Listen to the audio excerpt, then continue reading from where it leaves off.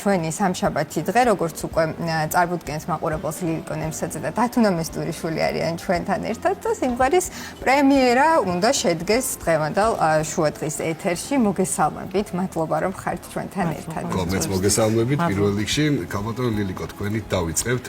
საიდან გაჩნდა იდეა, რომ ყოფილიყო ეს სიმღერა და იმღერა თუნდაც დათუნას ეს? ესე იგი, თავდაპირველად ვაშაღლონტი დამიკავშირდა, როდესაც დამთავრდა პროექტი და დათუნასთვის იქნებ რამე სიმღერა მოიფიქრო.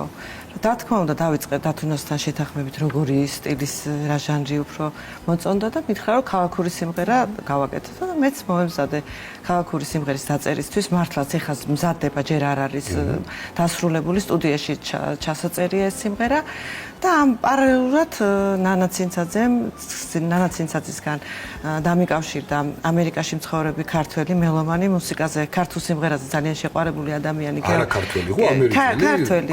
ქართველი დიახ, მაცხოვრებელი გელა გურული, რომელმაც ესეთი ინიციატივა გამოიჩინა, რომ ეს სიმღერა საჩუქრად დათუნას აჩუქა. თვითონ თავისი სურვილით მოხდა ამ სიმღერის. რა პროექტზე მოგსაუბარი, ეს არის საქართველოს ხმა.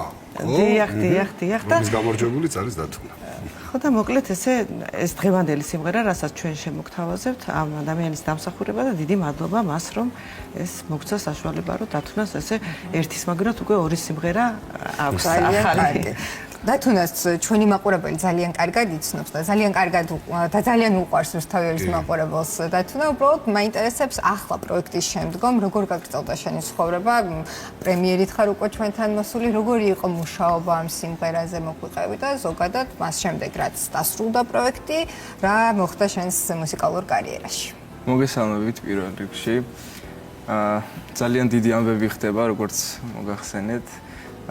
ძალიან სასიამოვნო, ასე ვთქვათ და დიდი მადლობა ქალბატონ ლილიკოს პირველ რიგში, რომ ასეთი კარგი სიმღერა დამიწერა შემოგთავაზებთ და მადლობა გელას, რომ ეს შანსი მოგცა და მომცა პირადად მე.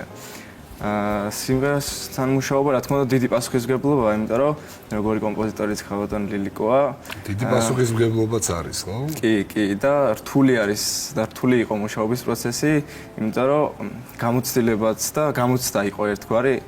ნახოთ ახლა როგორი სიმღერა გამოვიდა და იმედი მაქვს მოგეწონებათ თქვენც.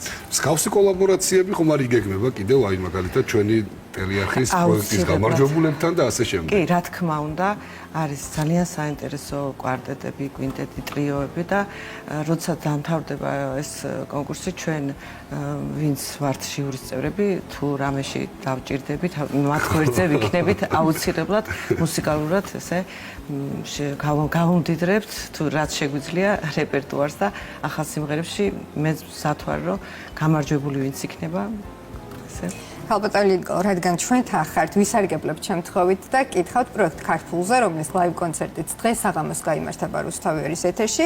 რა ელოდება დღეს საღამოს მაყურებელს?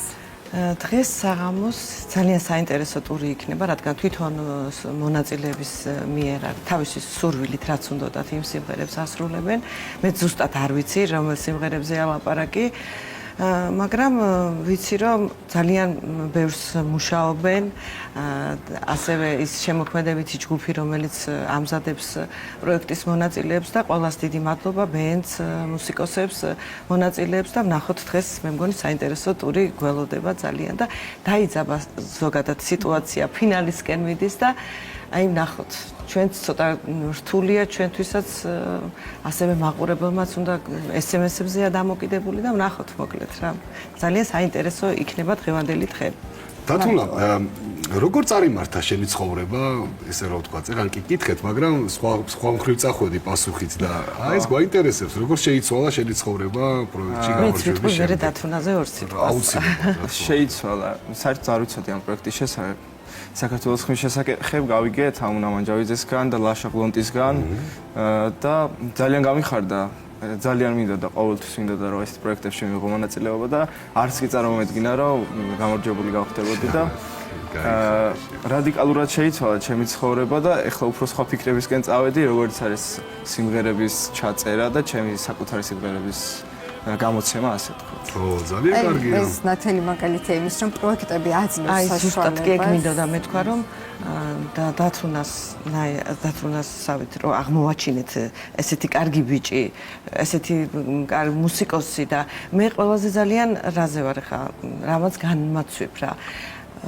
მომღერალთან ერთად არის ძალიან კარგი მუსიკოსი, ფორტეპიანოზე უკრავს გადასარევად და თვითონ ინტერპრეტაციაც შეუძლია ნაწარმოებების და მოკლედ ძალიან კარგი ბიჭია და მე ჩემი თუ დამიჯერებ მეთქი და თუ რაღაცა ჩემი აზრით ვფიქრობ რომ აუცილებლად უნდა განაგრძოს ესე სწავლა. იგი, მაყურებელი, ვისაც სურს რომ მონაწილეობა მიიღოს საერთოდ ზოგადად პროექტებში, აუცილებელი არ არის რომ იქ მაინც და მაინც გასამარჯვებლად მიხვიდე. იქ არის თქმა მისვლა უნდა, იმისთვის რა რომ თქმა მიიღოთ უნდა. უდიდესი გამოცდილება, ისეთ ვარსკვლავებთ ერთად მუშაობით, როგორც არის თუნდაც მაგალითად კაბატონი ნიკო. მადლობა. ხო, ეს არის ძალიან კარგი და შენ ერთ-ერთი მაგალითი ხარ ამის, რომ ესე უბრალოდ მოხვედი და გაიმარჯვე. ამაზე კარგი რა არის? დიდი მადლობა. კარგი, რას გვიმღერებთ ახლა? ლირიკოს სიმღერა არის ირინა სანიკიძის ტექსტზე, სიმღერას ქვია თებერვლის ქარები. არანჟირება ზურაბ მახნიაშვილს არანჟირება ეს, ეკუთვნის და ეს სიმღერა რაღაცა ძველი თვითონ ჩემი სიმღერებიდან რაღაცა ძველი.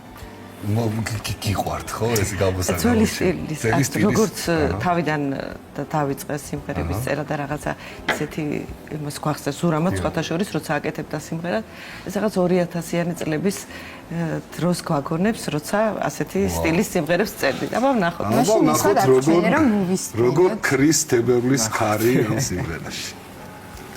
პირველ რიგში გილოცავთ ამ პრემიერას და ახალ სიმღერას. კი ბატონო.